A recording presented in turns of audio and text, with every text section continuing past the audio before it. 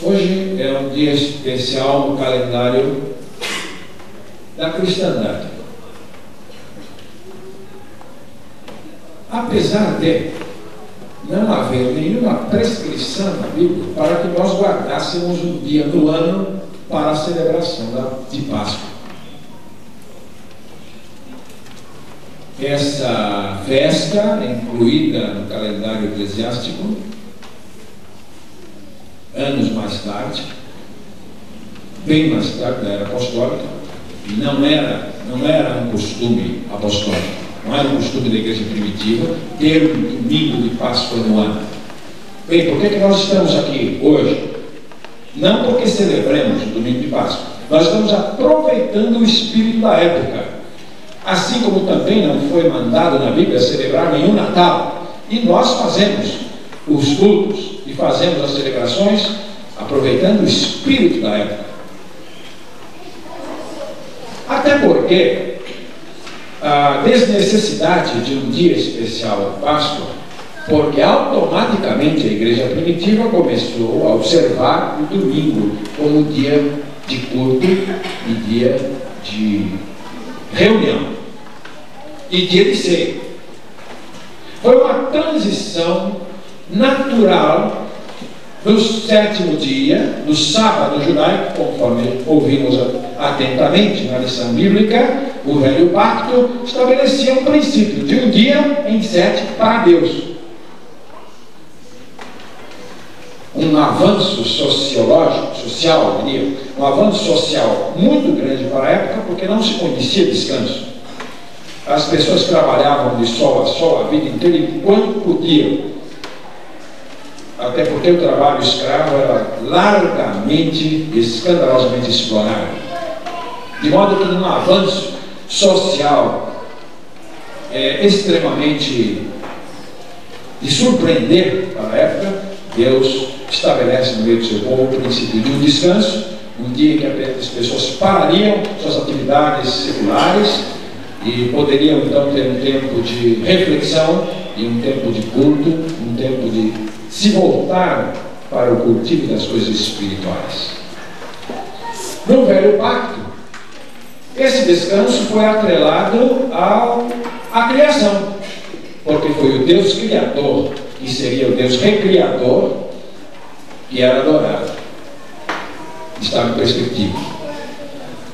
Então eles se reportavam ao Deus que criou o homem, e esse Deus criador, de quem o homem se separou, contra quem se rebelou, esse Deus criador se volta para o homem em propósitos salvíficos, em propósitos de restauração da ordem desfeita. Então, o Deus do pacto, que é o mesmo Deus da criação, que em poder criou todas as coisas, é o Deus que recriará todas as coisas no Redentor prometido. De sorte que o sábado judaico estava atrelado ao velho pacto, à lei, e era o sétimo dia, porque a ordem da criação foi que Deus parou de criar depois do sexto dia. O princípio permanece. É interessante notar que o princípio permanece e o princípio é 1 em 7. Esse é o princípio. De sorte que, rigorosa e tecnicamente falando, o princípio permanece. A lei de Deus não foi abolida. O que mudou foi o conteúdo desse dia. Então, um dia em 7 para Deus. O princípio permanece. É o mesmo princípio da lei, 1 em 7. Só que no velho pacto celebrava-se a criação. No novo pacto celebra-se a recriação, a ressurreição de Jesus Cristo como o primogênito dos mortos, a primícia dos que dormem, nele a nova raça, a recriação em Cristo. De sorte que, porque ele ressuscitou no primeiro dia da semana, naturalmente não houve um concílio, não se tem notícias de que houvesse um concílio para estabelecer isso, alguma autoridade viesse a estabelecer isso. Mas naturalmente os discípulos começaram a se reunir no primeiro dia da semana com uma comemoração constante de que ele estava vivo.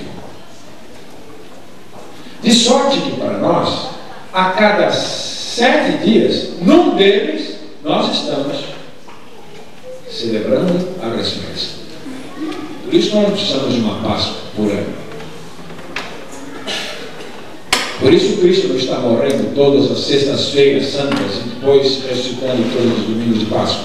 Só aconteceu uma só vez. E a igreja vem celebrando esses fatos pela ceia e vem celebrando esses fatos dominicalmente, semanalmente. Nós paramos e, se formos refletir, por que hoje é domingo? Por que hoje vamos cultuar? Por que hoje é um dia de culto, de reunião da igreja? Nós nos reportaremos ao Novo Testamento e concluiremos: assim os primeiros crentes o fizeram, de maneira natural. Quando Constantino assina o edito promulgando como dia oficial no Império Romano o domingo cristão, isso não foi uma criação dos romanos, isso não foi um ato do imperador de Roma, foi o reconhecimento apenas formal da autoridade de um costume largamente praticado onde quer que o Evangelho tivesse chegado, reconhecido até pelos antigos perseguidores. 3 séculos haviam se passado dessa prática continuada, e quando Constantino quis apadrinhar o cristianismo, por interesses políticos, obviamente, ele, para prestigiar os cristãos, ele dá o reconhecimento formal desse dia, mas não foi ele que estabeleceu o domingo. Esta informação, às vezes lançada contra os cristãos, de serem eles conduzidos por Constantino para mudar o dia de guarda, esta informação não resiste a um exame do Novo Testamento e não resiste à pesquisa histórica dos primeiros séculos. Então estamos apenas aproveitando o espírito da época, até porque nada a ver com ovos de chocolate. Nada a ver. Nada a ver com ovos de chocolate, que é uma outra festa da fertilidade, do paganismo europeu, que por coincidência de calendário foi atrelada à celebração também assumida pelos cristãos. Não estou dizendo que os irmãos não devam querer ovos de chocolate, não me entendam mal.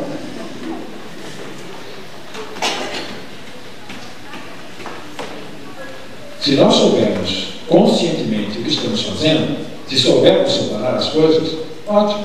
Eu também gosto de ovos de chocolate. E comprei para mim. Não sabia se ia ganhar. Só que nada a ver com Páscoa. É porque dá vontade de comer chocolate. Você vê tanto consumismo é assim mesmo. Mas, como aranhos do Evangelho e como pessoas que se preocupam com o que a Bíblia ensina, nós temos que esclarecer o nosso povo. Fique claro isso. Nós não celebramos uma Páscoa no ano, celebramos todos os domingos a ressurreição de Jesus Cristo. Nossos calendários são 52 pelo menos. Em segundo lugar, se vamos hoje dar para as crianças uns ovinhos de chocolate, nada a ver com a ressurreição de Cristo, é outra coisa. Bem, George Lett, que é um erudito do Novo Testamento, norte-americano, ele escreve Porque Creio na Ressurreição, que é um livro técnico sobre este fato do cristianismo. E George Lett, nesse livro Creio na Ressurreição, ele diz o seguinte: a ressurreição é a premissa mais importante da fé primitiva. A ressurreição é a premissa mais importante da fé primitiva. E por que a ressurreição é a premissa mais importante da fé primitiva? Pela simples razão de que não houver a ressurreição, a fé primitiva não teria razão de ser. A ressurreição de Cristo é o coroamento do sacrifício de Cristo. Alguém poderia dizer, bem, mas não seria suficiente o caráter impoluto do Mestre? Não seriam suficientes os seus ensinos revolucionários no campo ético, moral, espiritual? Não seria suficiente a sua influência para suavizar um mundo que se esboroa na violência e no egoísmo? Não seriam suficientes os princípios de caridade, no sentido que a palavra tem ganho, o princípio de solidariedade da raça humana, de valor da mulher, de valor da criança? Será que tão somente esses dados não seriam suficientes? E mesmo a morte de Cristo, não é? Uma morte sacrificial, uma morte vicária por outros, em lugar de outros, ou uma morte por um ideal, ou ter sido mártir de uma causa, isso já não seria suficiente? Não, senhores, isso não seria suficiente. Se você apanhar os 4 evangelhos, você verá claramente que o material foi selecionado em torno da morte de Cristo. Você apanhar os evangelhos, você perceberá o seguinte: grande parte do material se concentra na última semana de vida de Jesus Cristo. Então, se você fizer uma análise da proporcionalidade da matéria, você verá, fala-se alguma coisa do anúncio, alguma coisa do nascimento, uma informação de Jesus aos 12 anos e depois já o início do ministério aos 30 anos. Dos 30 até do batismo por João no Jordão até o Calvário, ocupa grande espaço. E dentro dessa matéria selecionada, o maior espaço é a última semana. Agora, os 4 evangelistas terminam a narrativa com a ressurreição. Os 4 evangelhos veem todos os acontecimentos, inclusive a morte de Cristo, que é a ênfase dos evangelhos. Mesmo essa morte tem que ser vista à luz da ressurreição de Jesus Cristo. A morte de Cristo está prevista nas Escrituras como preço de nossa redenção. Muitas pessoas perguntam: bem, mas Jesus não tinha vindo ainda no tempo de Abraão, de Isaac, de Jacó e de José? E como é que esses crentes do passado foram salvos se o Salvador não tinha vindo ainda?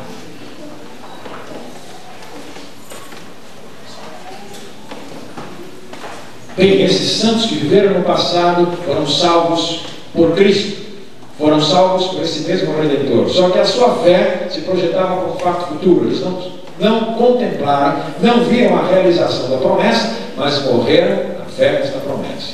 Eu sei que o meu Redentor vive e por fim se levantará sobre a terra. O livro mais antigo da Bíblia, que é o livro de Jó, nos declara peremptoriamente: eu sei que o meu Redentor vive e por fim se levantará sobre a terra. O livro de Jó, que é provavelmente o mais antigo dos livros do Velho Testamento, já afirma a fé nesse Redentor que vive e por fim se levantará sobre a terra. Todos são salvos por Jesus Cristo. A morte de Cristo, pois, é o preço da nossa redenção. A Bíblia diz que ele foi cortado da terra, não é? Sua vida é cortada da terra. Isaías capítulo 53, versículo 8, referindo-se à morte repentina e à morte violenta deste Cordeiro de Deus. Ele veio para dar a sua vida e dar em resgate de muitos. Isto é verdade. Interessante que Jesus não explica a sua ressurreição, ele apenas a manifesta.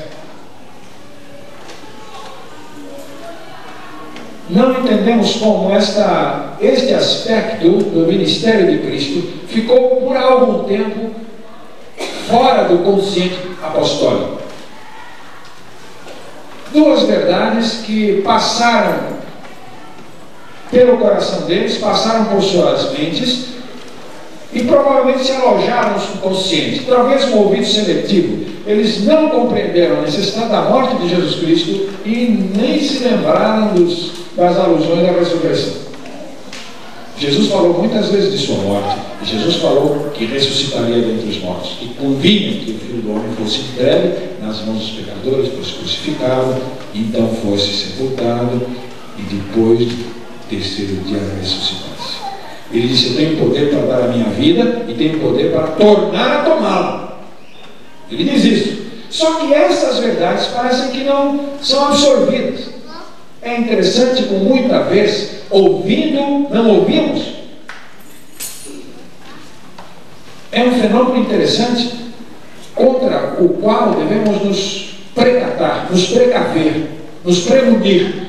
O ouvido seletivo, de escolhermos na palavra de Deus as coisas que mais nos interessam e fazermos ouvidos loucos às coisas que não nos interessam muito.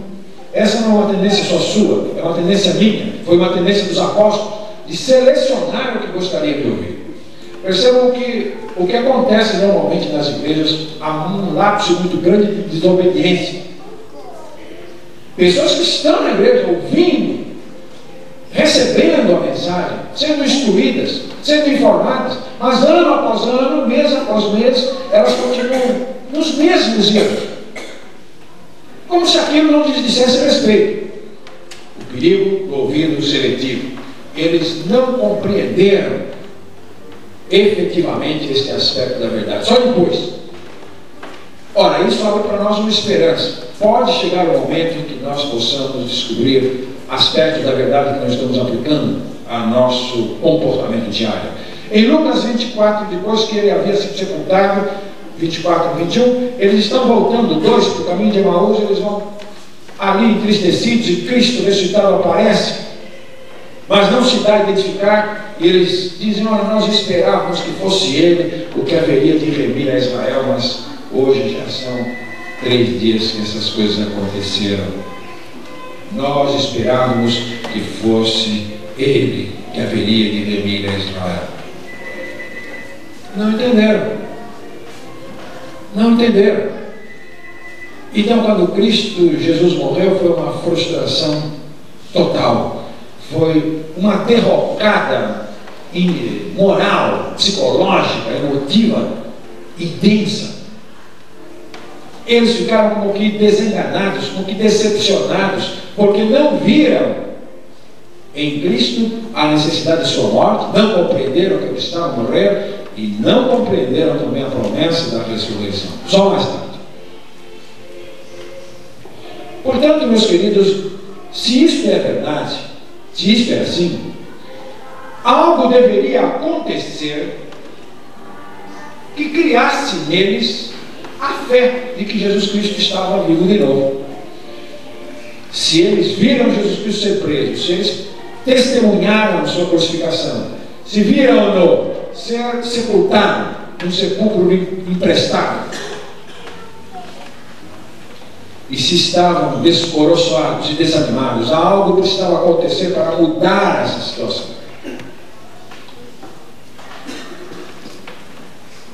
E isto realmente aconteceu. Se você procurar prosseguir no Novo Testamento, você verá que no sermão de Pedro, em Atos 4, versos 14 seguintes, ele vai concentrar sua pregação sobre esse tema. Agora, Pedro não tem mais dúvida alguma a respeito desse fato.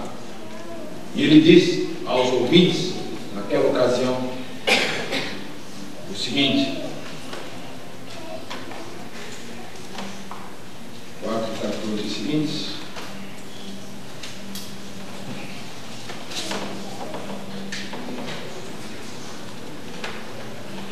Vendo estar com eles o homem fora curado, nada tinha que dizer em contrário, e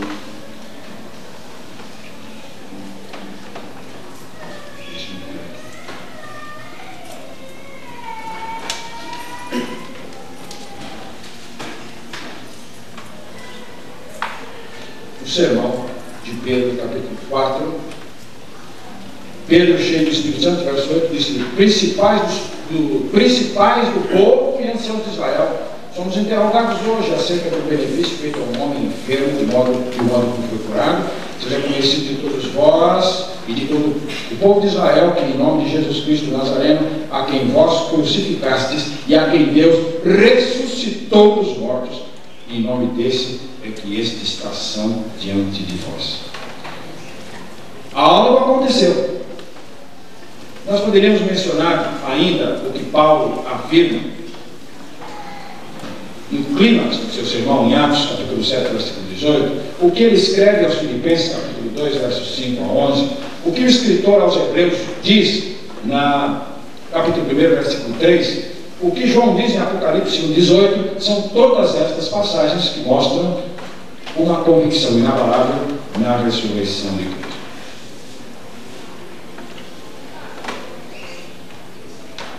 Vamos analisar historicamente essa questão da ressurreição, porque a ciência histórica tem uma limitação para lidar com isto, não? A ressurreição de Jesus Cristo é um milagre. A ressurreição de Jesus Cristo é uma experiência cósmica com conexões históricas. É algo que acontece, é algo de extraordinário, é algo de supranatural, mas que acontece dentro da história. Então ela tem uma conotação histórica, porque isso não aconteceu fora do tempo. E isso tem uma conotação extra-histórica e supra-histórica, porque lida com um fato com o qual o historiador não pode lidar com o mecanismo que ele tem da pesquisa histórica. O que quer isso dizer? O que é que um historiador pode dizer acerca da ressurreição? Que é o que o cientista desta ciência, dessa disciplina chamada história, pode afirmar da ressurreição. Eu vou resumir algumas coisas rapidamente. Primeira coisa que ele pode testificar é que foi crucificado na Judéia um mestre, um pregador, uma figura singular, seguida por muitas pessoas, foi crucificada na Judéia sob Pôncio Pilatos. Ele pode constatar que essa pessoa que foi crucificada na Judéia sob Pôncio Pilatos teve seguidores. Pode constatar que apareceu um túmulo vazio. Aconteceu algo em torno de um túmulo vazio. E alguma coisa deve ter acontecido com esse corpo para esse túmulo estar vazio. Houve algum problema, e o historiador só pode ir até aí, alguma dificuldade ligada ao corpo dele e ao túmulo vazio. Pode constatar historicamente que um grupo de seguidores acreditou que esse túmulo vazio significava que ele voltará a viver. Pode constatar que esse grupo de seguidores, que creu que o túmulo vazio significava que ele voltara a viver, ganharam um novo impulso, uma nova motivação, e de acovardados, inseguros e confusos, eles passaram a uma contraofensiva surpreendente, não hesitando inclusive em oferecer suas próprias vidas em testemunho dessa crença. O historiador pode afirmar que, em consequência disso, um movimento missionário sem precedentes aconteceu, agora não mais com a espada, não mais com o poder político atrás, mas com a simples mensagem de um ressuscitado.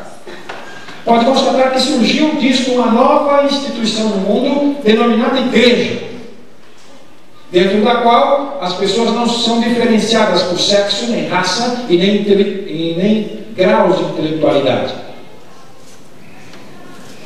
Pode constatar que surgiu um documento escrito testificando essa crença, chamado Novo Testamento. Todos esses fatos, todas essas informações são dados com os quais o historiador, se for honesto, se for um cientista imparcial, ele deverá registrar, porque isso não aconteceu num lugar e em circunstâncias obscuras. As evidências históricas destes fatos são muito mais fortes do que as que tem, por exemplo, sobre Alexandre o Grande, ou sobre Aníbal e até Napoleão. Por outro lado, como lidar com o fato da ressurreição? Realmente Cristo ressuscitou dentre os mortos? Isso realmente aconteceu? Ou só traduziu a fé da igreja neste fato?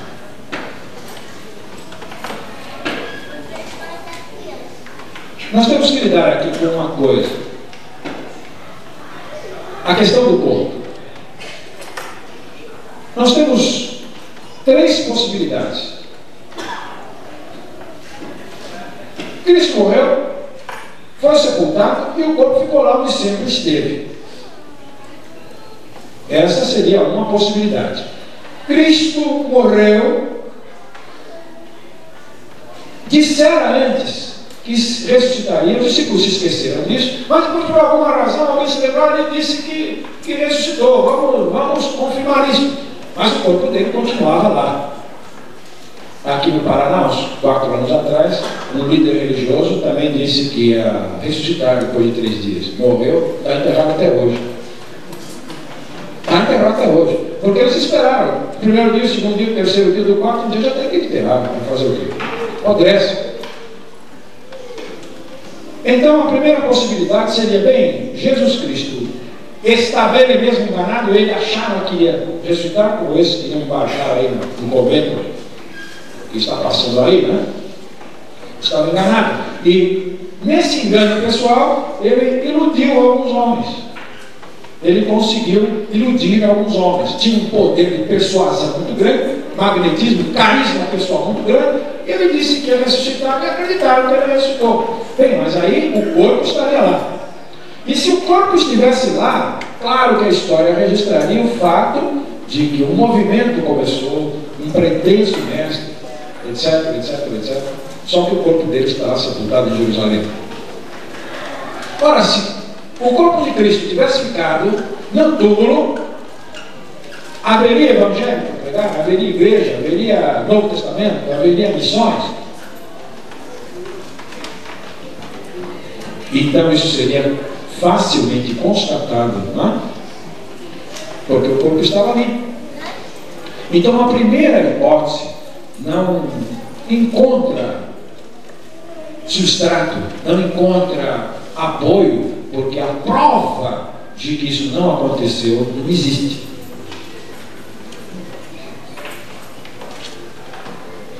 A questão do corpo, pois, ligada a uma falácia, ligada a uma ilusão, então ele pensou que era e não foi, era simplesmente o corpo ter ficado ali.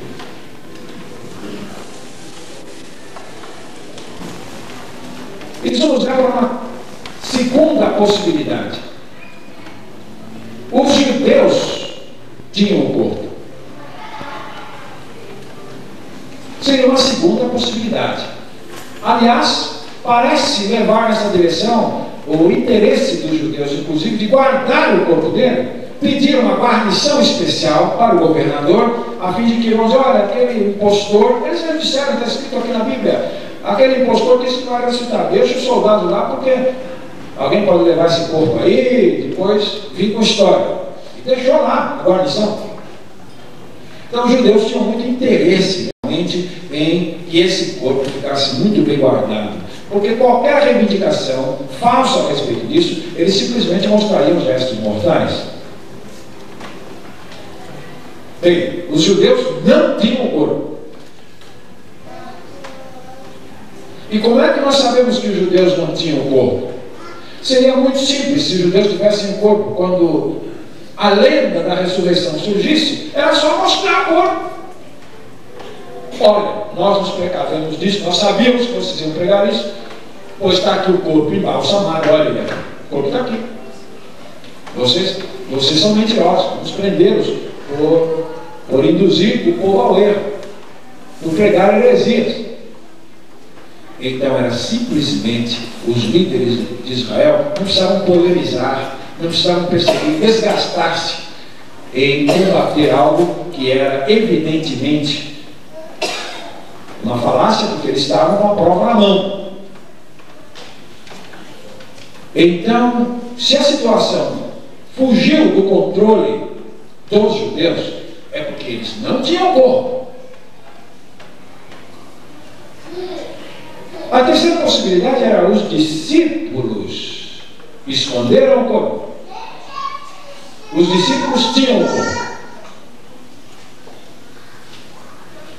E foi esta versão que surgiu quando o túmulo foi constatado como vazio, e os soldados foram comprados para dizer: vieram os discípulos de noite e roubaram o corpo. Essa versão que circulou, registrada nos evangelhos, que os discípulos vieram de noite e roubaram o corpo. Essa é a terceira e única possibilidade, fora da ressurreição. Agora eu pergunto aos irmãos uma coisa: que interesse teriam os discípulos de ir de noite e roubar o corpo e sair dizendo que seu mestre ressuscitou? Isso é contra tudo que nós conhecemos na experiência humana a respeito da reação psicológica de alguém. Porque vejamos o seguinte: uma pessoa pode acreditar naquilo que ela pensa que é verdade, aquilo que ela se convenceu que é verdade, aquilo que ela colocou na sua mente que é verdade, ela assumiu que aquilo é verdadeiro. Aí sim, uma pessoa pode ser de tal maneira trabalhada que ela pode acreditar em alguma coisa, ela pensa que é verdade, ela foi trabalhada para acreditar que aquilo é verdade. Essa tragédia acontecida ultimamente nos Estados Unidos, né, publicada no estado de São Paulo e grandes jornais, o misticismo em torno do cometa leva 39 americanos ao suicídio. É uma reportagem muito ampla aqui sobre outros suicídios coletivos, do passado e do presente. Nós podemos entender esse trabalho mental de certos líderes carismáticos, de certas pessoas místicas, que convencem certas pessoas de algumas coisas. Mentes privilegiadas e às vezes insanas, que têm um magnetismo pessoal muito grande, e eles são capazes de, por processos de lavagem cerebral, fazer as pessoas acreditarem em certas coisas. Jim Jones, por exemplo, na Guiana, em 78, e agora o Apple Bart. Bem, o que aconteceu foi o seguinte: essas 38 pessoas que estavam com eles nessa mansão lá perto de San Diego foram trabalhadas nos últimos anos de tal maneira a acreditar numa mistura de cristianismo, misticismo e ufologia, de que na cauda do cometa que está passando por aí, o Halley Bopp que está passando por aí, vem uma nave, e que esse era o momento deles se livrarem dos seus casulos e então embarcar nessa nave e ser levados ao paraíso. Bem, essas pessoas foram levadas a crer em alguma coisa e então acreditar em algo que pensaram que era verdadeiro. Isso pode acontecer. Uma pessoa morrer por alguma coisa que ela acha que é verdadeira. Isso pode acontecer. E não raro acontece. Não raro acontece. Repito, uma pessoa pode morrer por uma verdade, por uma coisa que ela acha que é verdadeira. Por isso sim, uma pessoa pode morrer. Uma causa, um princípio, um valor qualquer, uma doutrina qualquer, uma filosofia qualquer, um interesse qualquer, a pessoa pode morrer por algo que ela acha que é verdadeiro. Mas é contra qualquer dado que tenhamos o comportamento humano, uma pessoa morrer por algo que sabe que é mentira. Deu para entender a diferença? Uma pessoa morrer por algo que acredita que é verdadeiro, que foi passado para ela, ela absorveu, ela baixou as defesas do seu raciocínio, ela se deixou lavar cerebralmente, ela absorveu aquilo sem mínima crítica contrária, ela não refletiu sobre aquilo, não analisou os dados, simplesmente se abriu para que outra mente pudesse trabalhar por ela, e ela se entrega por algo que acredita ser verdadeiro e morre por isso. Isso é possível. Mas não é um dado comprovável cientificamente que alguém morra por algo que sabe que é mentira. Ora, se os discípulos tivessem corpo, eles saberiam que era mentira a ressurreição. Ou não? Como morreram eles então por algo que sabiam que era mentira? Porque todos morreram supliciados.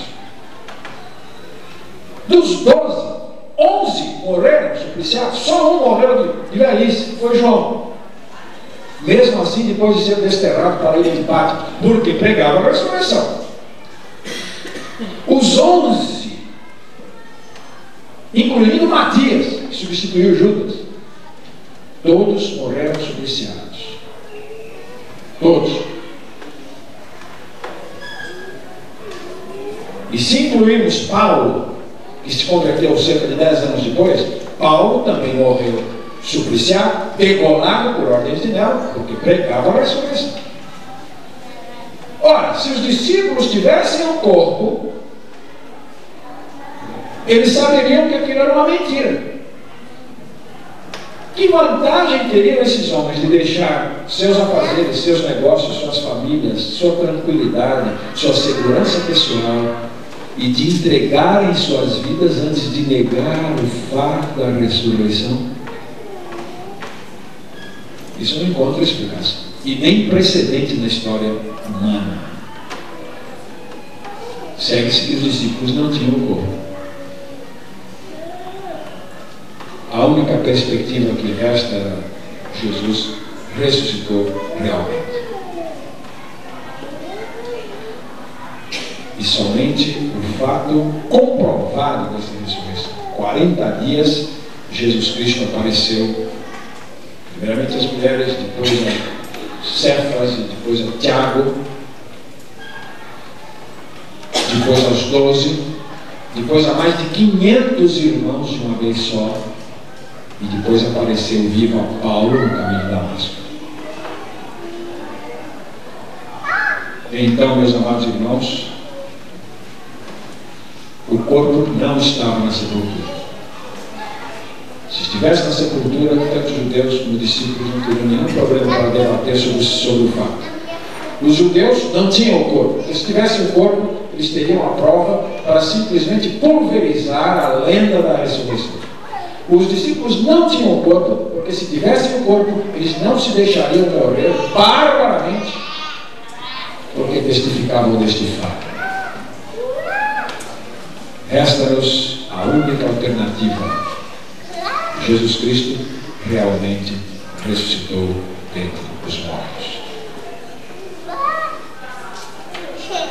As consequências dessa ressurreição nós podemos ver nos discípulos, a mudança de comportamento dos discípulos. Primeiro tímidos, decepcionados e confusos, depois audaciosos, valentes e dinâmicos no testemunho dessa fé. Primeiro escondido dos judeus e depois pregando publicamente e dizendo: julgai vós se é lícito obedecer antes a Deus do que aos homens. Então, o ânimo dos discípulos só pode ser comprovado por uma experiência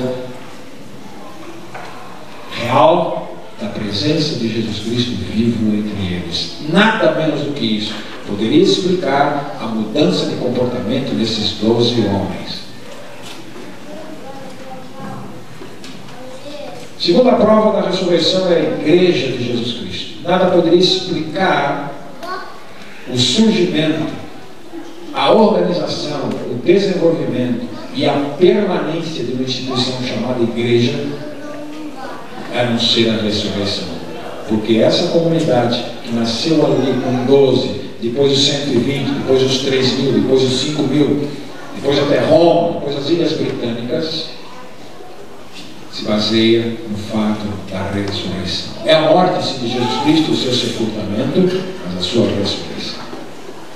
Não há explicação para a igreja a não ser nesta convicção e neste fato básico. Um documento chamado Novo Testamento. A sua produção, a sua permanência e a sua influência no mundo não pode ser explicada à luz de uma lenda. Porque não existe um documento mais contraditado, mais perseguido, mais criticado, mais desafiado do que o Novo Testamento. Não existe. E é bom que a crítica se debruce sobre isso.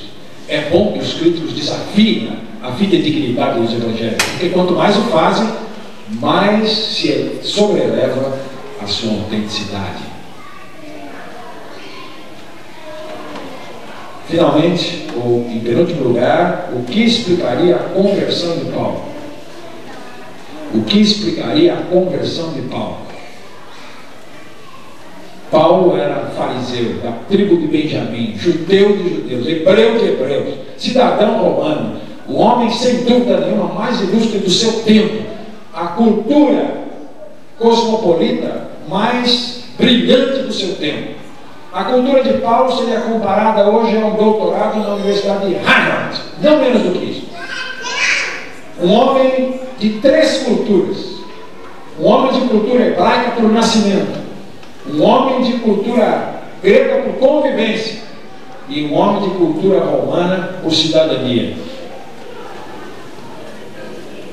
Como explicar que o homem mais brilhante, o intelectual, o religioso, o impoluto, o doutor, o polemizador, o intransigente perseguidor dos cristãos, se faz o maior cristão? Não há explicação para isso, a não ser na real, na verdadeira ressurreição de Jesus Cristo. A figura de Paulo será sempre um enigma para qualquer estudioso, a parte da ressurreição de Cristo. Em quinto lugar, o movimento missionário. Como explicará o espraiamento do Evangelho tão rápido e intensamente, sem uma mola propulsora, sem uma motivação ordenadora e energizadora dessas testemunhas? Não há explicação para o movimento missionário do primeiro século e nesses 20 séculos de missões, a não ser o fato da ressurreição de Jesus Cristo. E finalmente, você e eu hoje, que pode explicar a mudança ocorrida em nossas vidas quando ouvimos o Evangelho e o aceitamos? Se Cristo não ressuscitou, a nossa fé é vã. Se Cristo não ressuscitou, os apóstolos são falsas testemunhas de Deus. Se Cristo não ressuscitou, somos os mais miseráveis dos homens. Porque então a vida não tem sentido. Então, se você considerar o aspecto teleológico, a finalidade de viver, o significado de uma vida, se não existe ressurreição, se a morte é a última palavra, e se viver significa 70, 80, 90, 100 anos que passamos neste mundo, então não vale a pena viver. O sentido de nossa existência, o sentido e o significado de nossa existência, do nosso passado, presente e futuro, se atela à ressurreição de uma maneira inescapável. Louvado seja Deus, porque Cristo ressuscitou. Cristo vive. Cristo intercede por nós. Cristo vai voltar um dia. Nós vamos chamar para cantar agora o quinteto tempo. Pode ser agora? As crianças vão ficar após a ceia, o coro e o cântico para a ceia. Vamos para o coro primeiro. O coro está preparado? Enquanto isso, chamamos os irmãos Maria do Carmo Machado Rico, Gervásio Souza Brandão, Vital Francisco da Conceição, Francisca Burgos, para nos ajudarem na ceia. Nós iremos ter um momento da ceia e depois as crianças pediram para ficar na parte final. É isso? Depois da ceia, as crianças. Aqui está dizendo que é depois. É depois mesmo? Então vamos agora, queridos irmãos, a permitir que o coro louve a Deus. E excepcionalmente hoje nós iremos celebrar a ceia de manhã, porque já tivemos uma refeição hoje comum aqui, e vamos nos lembrar que Cristo ressurgiu dentre os mortos, e isso dá sentido a sua morte por nós. Se ele tivesse ficado na sepultura, tudo não passaria de um sonho, não? Mas porque ele está vivo, está em nós, faz sentido seguir.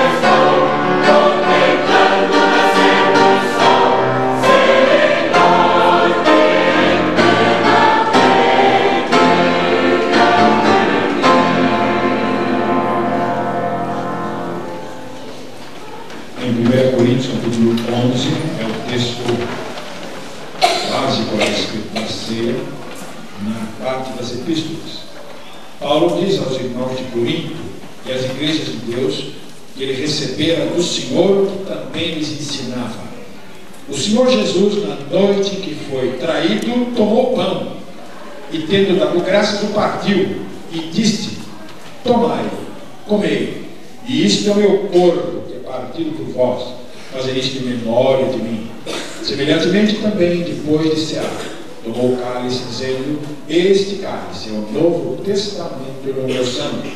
Fazei isto todas as vezes que beberdes em memória de mim. Porque todas as vezes que comerdes este pão e beberdes este cálice, anunciais a morte do Senhor até que venha. Nós iremos em obediência ao que Jesus mesmo estabeleceu naquela noite, celebrar em sua memória a ceia do Senhor.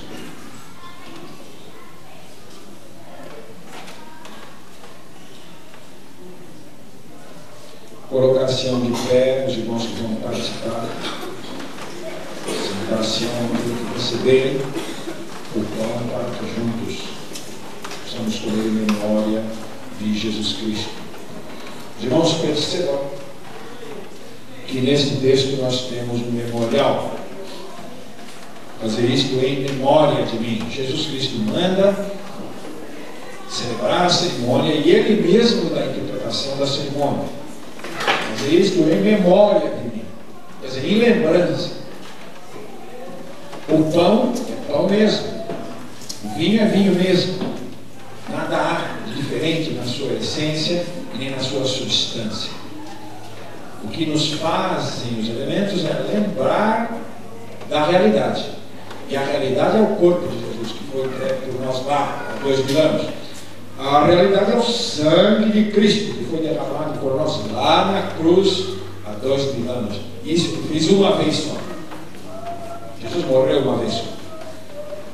Agora vejam o seguinte: mesmo na ceia, mesmo a morte de Cristo, mesmo o sangue de Cristo, hão que ser vistos à luz do seu regresso. Anunciais a morte do Senhor até que venha. Percebe? Então esse Cristo que morreu e foi sepultado, ele ressuscitou, ascendeu aos céus, onde intercede por seu povo. Jesus está exercendo o ministério sacerdotal como nosso sumo sacerdote dos bens futuros. Ele quem pelos santos intercede, diz a Bíblia. E é de lá que o esperamos. É de lá que o esperamos. A parousia, ou o clímax, ou o apogeu, o alvo da história, ainda está por acontecer. A filosofia histórica do Novo Testamento é vista à luz agora da volta de Cristo. As duas vindas. A primeira vinda como um servo para morrer. E a segunda vinda como um rei para reinar. Porque ele vive. Isso é a própria ceia. É vista no Novo Testamento à luz de um Cristo vivo, ressuscitado e por voltar. Há uma promessa pendente. Ele voltará. Quando em 1942 o general MacArthur teve que abandonar as Filipinas, invadida na época pelos japoneses, ele abandonou com suas tropas aquela frente de batalha e prometeu aos filipinos: eu voltarei. E a resistência no território filipino foi na base desta promessa. Eles acreditaram na volta de MacArthur e ele realmente voltou mais tarde. Poderia não ter voltado, porque o que o homem promete, às vezes ele não cumpre. Não tem condições de cumprir. Mas Jesus Cristo prometeu que vai voltar e nós sabemos que ele vai voltar. Nós vamos orar hoje, neste momento agora, dando graças pelo amor que ele tem por nós, a ponto de dar o corpo dele em preço de nossa redenção. Vamos lá.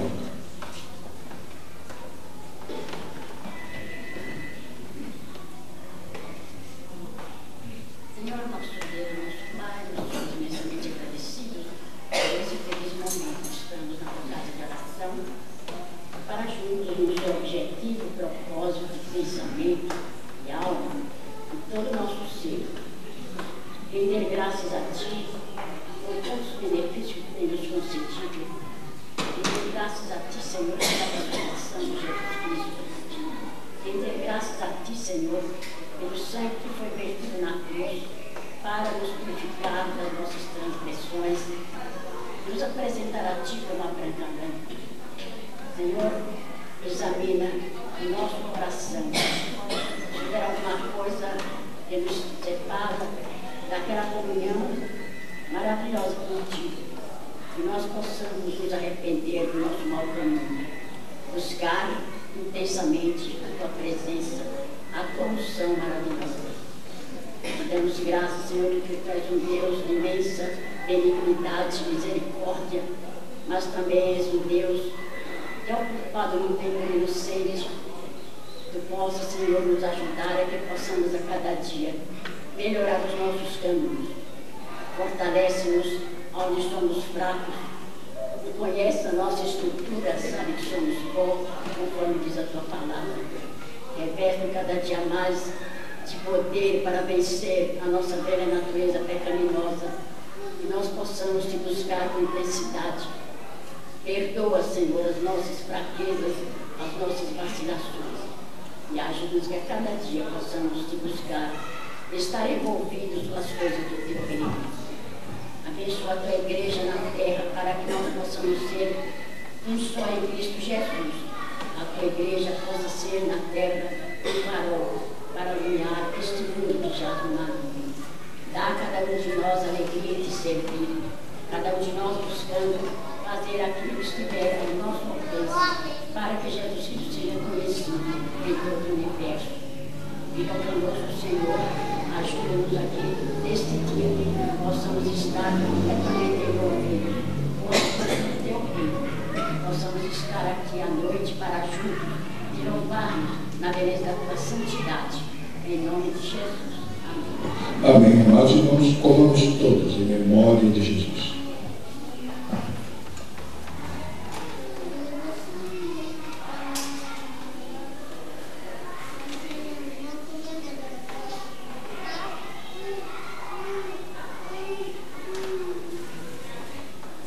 A palavra de Deus continua dizendo que Jesus tomou o cálice e disse: esse cálice é o Novo Testamento, a nova aliança, o novo pacto.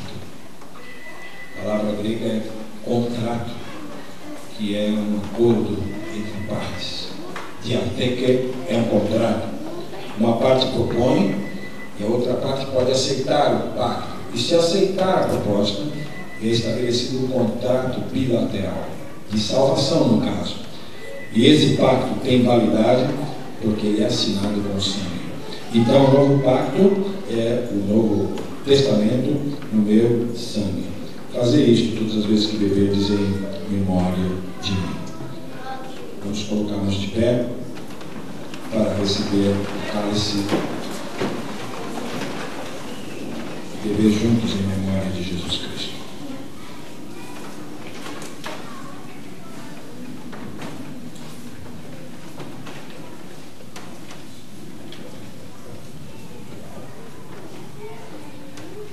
A questão do sangue é basilar na questão da salvação. A Bíblia diz que sem derramamento de sangue não há remissão. E o culto no Velho Testamento era um culto tingido de sangue, tinto de sangue. Eram sacrifícios. Eu estou relendo o Velho Testamento, Levítico, agora, e percorrendo todo aquele cerimonial, e desde a consagração do sacerdote até mesmo um pecado particular que era cometido contra Deus, uma vítima era oferecida sobre o altar. Então o velho pacto é um cerimonialismo de sangue, sanguinolento, e cada gota de sangue derramada dos animais no velho pacto prefigurava e antecipava aquele sangue que seria derramado um dia pelos homens, pelos pecadores.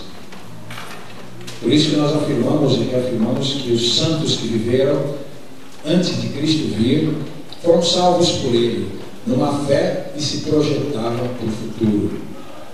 Quando alguém trazia uma vítima para ser oferecida por um pecado ou um holocausto, como oferta especial de consagração, ele estava declarando a sua fé em um substituto, a necessidade de um substituto cujo sangue pudesse, aspergido sobre ele, purificá-lo.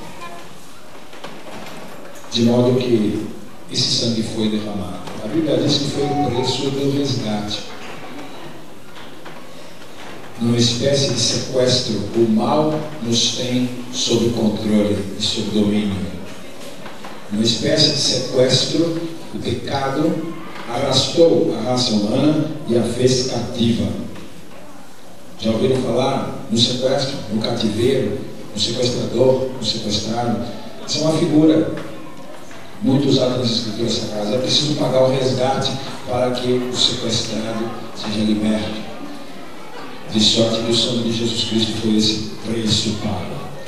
Então, pecadores como nós podem ser livres se aceitarem os termos de Deus.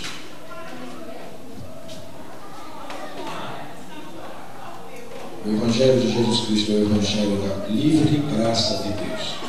Ninguém se aproxima por merecimento, ninguém se aproxima por valor pessoal, por piedade pessoal, por religiosidade pessoal. Ninguém se aproxima por valor moral. Nós nos aproximamos de Deus porque isso foi tornado possível, porque um preço foi pago por nós. Nós não podemos salvar-nos a nós mesmos. E quando celebramos a ceia, estamos declarando isso de novo. Estamos pregando de novo o Evangelho da graça e do livre perdão. Vamos orar, porque o amor de Deus foi a tal ponto que Ele entregou o Filho dele, até a última gota do seu sangue, para salvar pecadores como nós. Vamos orar. Nosso Pai, bendito Deus, nós te agradecemos, Senhor, por estar aqui mais uma vez, desta feita na manhã desse dia, quando estamos reunidos perante esta mesa para participar desta ceia que tu deixaste o seu servo passar. E representa muito bem o teu corpo que foi partido por nós na cruz do Calvário, o teu sangue que foi derramado para nos purificar de todo pecado. Que nós possamos realmente estar conscientes disso e estar vivendo esses momentos. E que possamos lembrar sempre deste sacrifício na sua luz. Perdoa as nossas falhas, esteja conosco, sempre nos animando, nos orientando, que possamos viver esperança, aguardando a tua volta, para que possamos tomar contigo mesmo lá no reino dos céus, conforme a tua promessa. Em nome de Jesus Cristo, que nós te pedimos e agradecemos todo esse Deus. Amém. Amados irmãos, bebamos todos em memória de Jesus.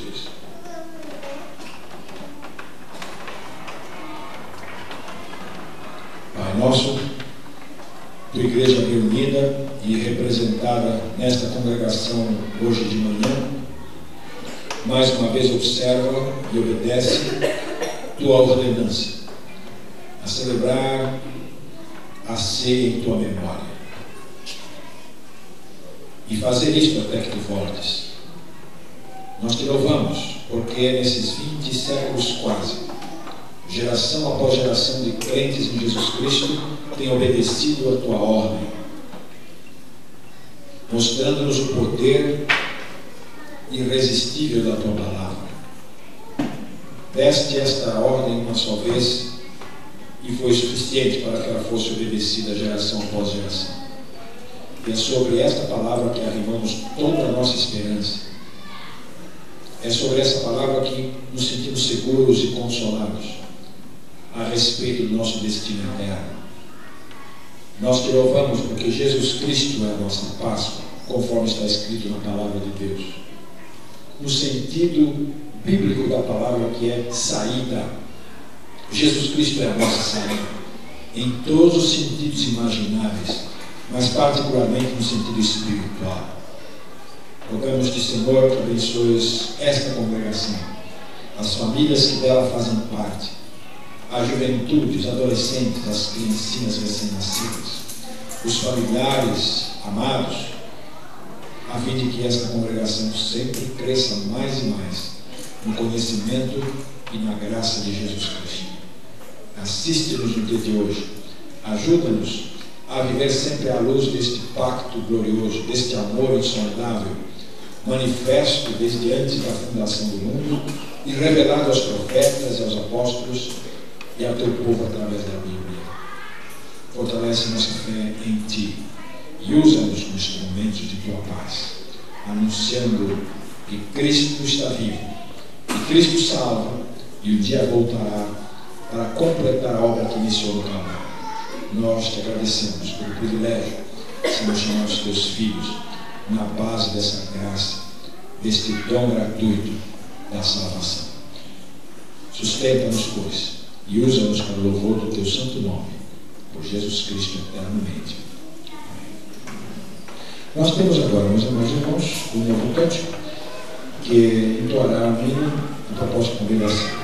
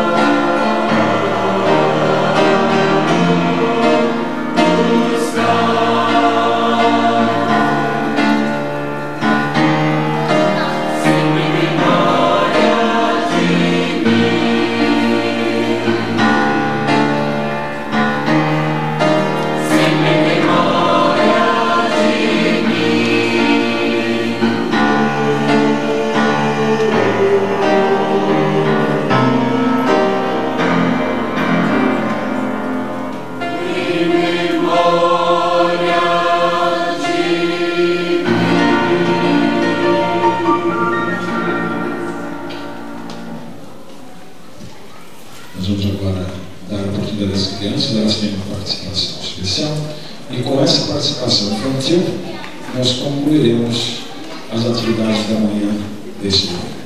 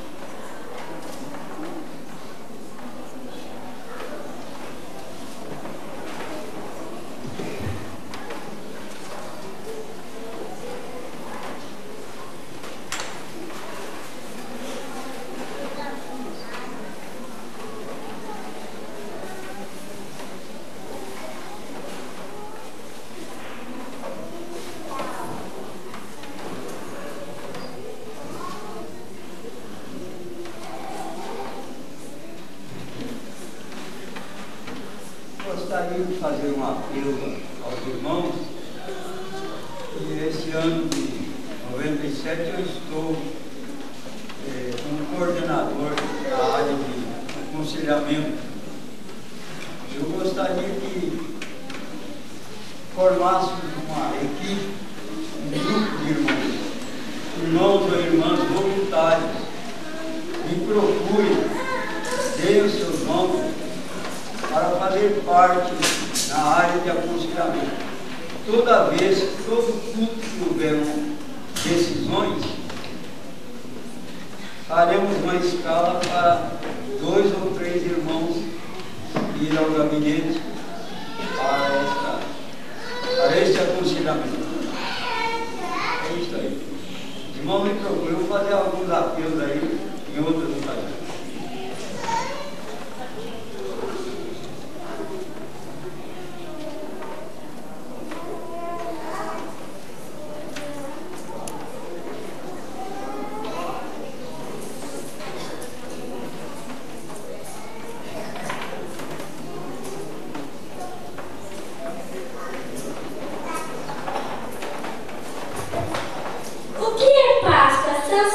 Coelhos?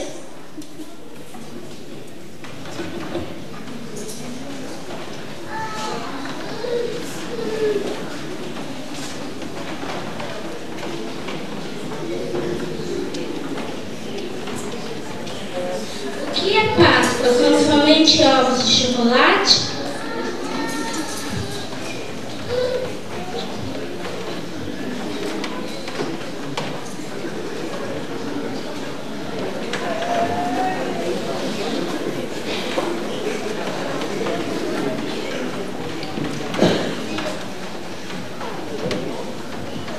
Deus mostrou o seu amor por nós e mandou o seu Filho ao mundo para que vivamos por ele.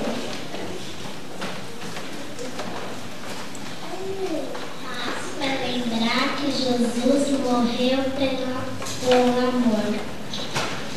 Paz para lembrar que Jesus morreu pelo amor.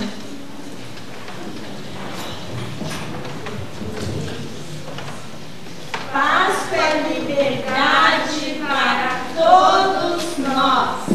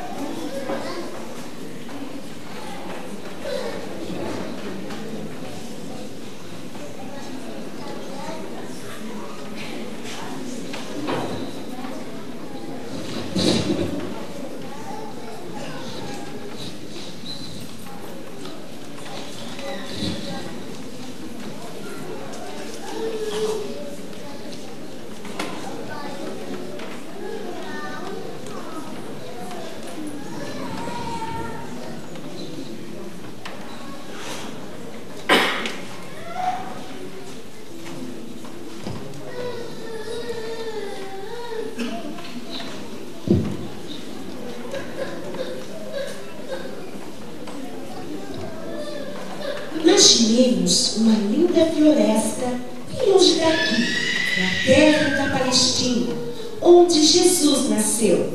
Uma floresta com árvores grandes e pequenas, velhas e novas. As árvores gostavam da suave brisa acariciando seus ramos, o calor do sol e o canto dos passarinhos que faziam ninho entre as folhas. Às vezes, as árvores mais novas gostavam de conversar sobre o futuro. Elas não sabiam quanto tempo ficariam na floresta, pois muitas vezes chegavam lenhadores com machados, serrotes, derrubando árvores e falando em usá-las para a fabricação de móveis, casas, barcos e outras coisas de madeira. bem no meio da floresta, crescia uma árvore mãe. E ao seu redor, 3 árvores novas. Quando eu crescer, eu gostaria de ser um bercinho de neném. Penso que a criança é a coisa mais linda do mundo. Eu gostaria de ser um bercinho de um príncipe. Para você, isso pode ser bom, mas quanto a mim, quero ser mais importante. Eu gostaria de ser um navio grande e poderoso para levar ouro, prata, joias e pessoas importantes. E você, já sonhou no seu futuro? Quer ser o quê? Não sonho com outra vida senão a de árvore. Para mim, prefiro ficar aqui na floresta apontando para Deus. O que poderia ser melhor que isso? Tem toda a razão. Não existe coisa melhor do que estar apontando para Deus, para o nosso Criador. Passaram-se anos, as árvores tornaram-se altas e fortes. Finalmente um dia chegou um lenhador com seu machado.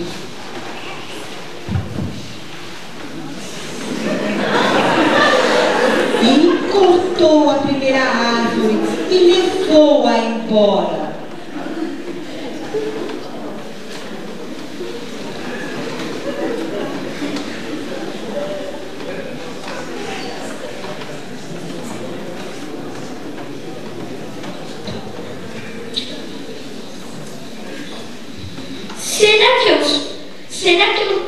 Será que o meu sonho vai realizar agora? Serei finalmente um bercinho de um menino real? A árvore foi levada para longe, para uma cidadezinha chamada Belém. Não foi aplanada e trabalhada como esperava. Foi cortada em pedaços e usada na construção de uma manjedoura. E ficou dentro de uma estrebaria, rude e simples. A árvore estava de coração quebrantado. Que sorte horrível ficar neste lugar feio, escuro. Ninguém me vê senão o gado. Mas o nosso Deus, que ama as arvorezinhas, sussurrou: espere, vou lhe contar uma coisa. Numa noite estrelada e silenciosa, o próprio Filho de Deus, o Rei dos Reis e Príncipe da Paz, estará nesta manjedoura. Que maravilha farei, parte desse milagre. Em todos os meus sonhos, nunca sonhei com um neném. Como este é o plano de Deus, foi muito melhor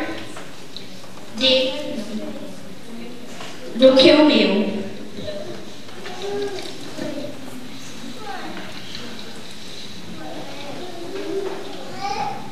E o mesmo lenhador voltou, desta vez para cortar a segunda árvore.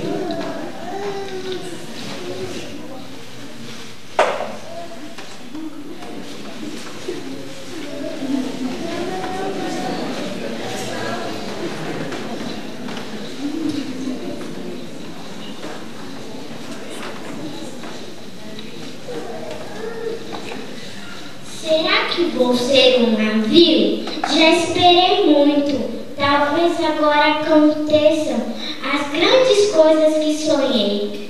A segunda árvore foi levada para junto de um lago, mas não para ser um grande navio, mas para ser um barquinho, um rude barco de pescador.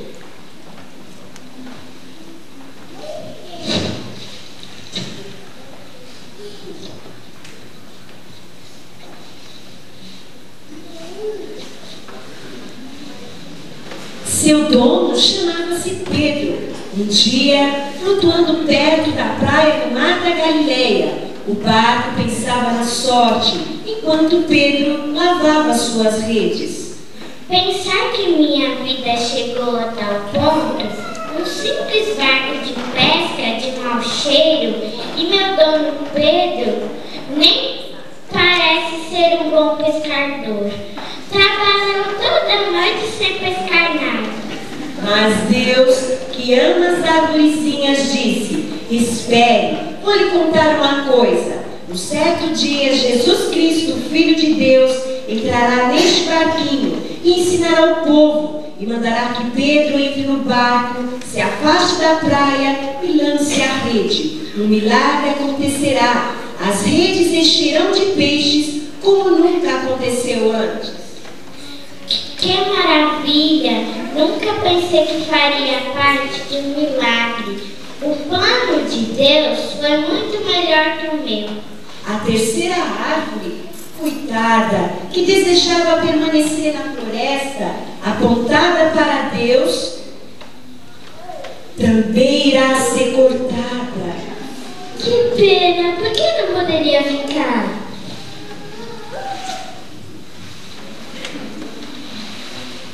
Foi cortada com um machado cruel. Seus ramos foram-lhe tirados. Rasparam-lhe a casca e levaram-na longe, para uma cidade chamada Jerusalém. E lá um dia ela foi cortada em duas partes, e uma parte foi pegada por cima da outra, formando uma rude cruz.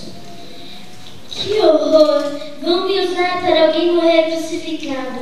Eu iria apontar os homens para Deus?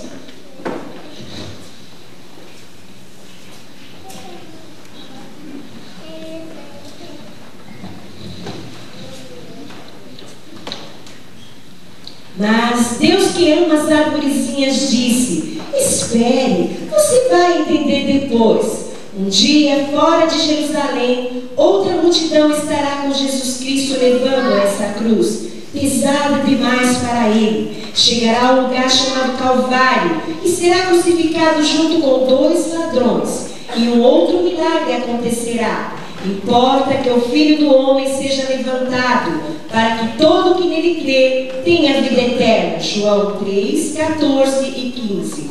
E a árvore começou a compreender que apenas ficar na floresta apontando para cima nunca poderia levar os homens a Deus. Seria necessário o próprio Filho de Deus morrer crucificado, levando os pecados dos homens, para que esses pudessem chegar um dia ao céu.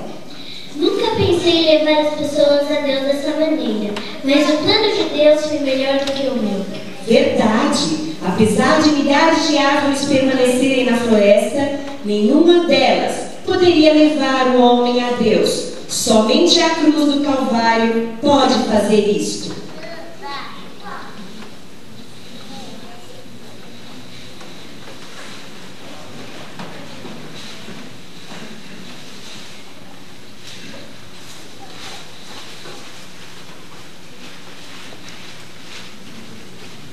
Se as árvores pudessem mesmo falar, diriam a nós neste dia: Deus tem um plano para cada um de nós.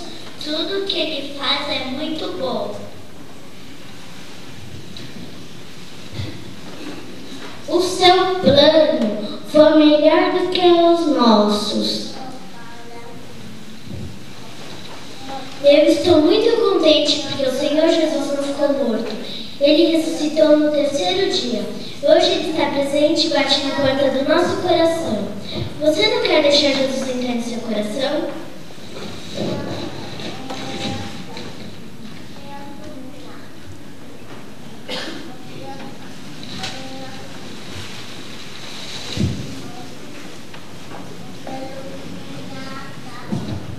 Agora eu gostaria que todas as crianças se posicionassem para cantarmos o hino. Ele diz: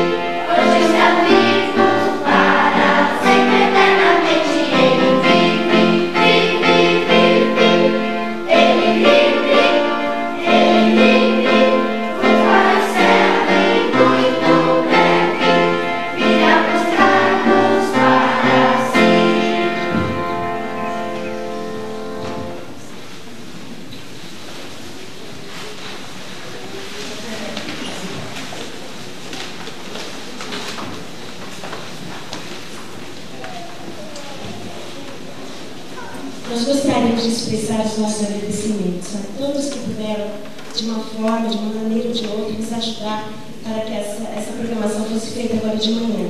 E, em especial, nós gostaríamos de agradecer as nossas figurinistas, a Sandra, a Suzy e a Ivonete, que com tanto carinho confeccionaram essas roupinhas que os irmãos puderam ver agora de manhã. Também o nosso elenco, a Tati, a Flávia, a Aline, o Dudu e a Esther, que tão bondosamente pôde estar ensaiando conosco nesta manhã.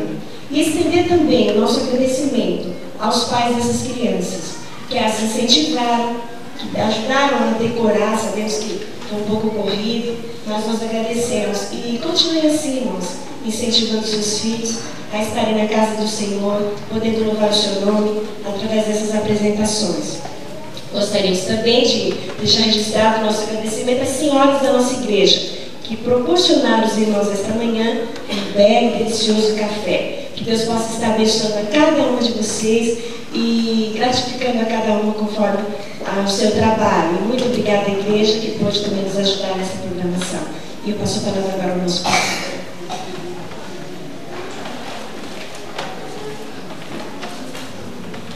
Para agradecer aos visitantes que estão conosco e chamá-los para que venham fazer parte da nossa escola dominical, sempre às 9 horas da manhã. Hoje à noite, aniversário do coro principal da igreja, haverá também um culto especial e você é nosso convidado. Deus abençoe. Com oração silenciosa, estamos encerrando.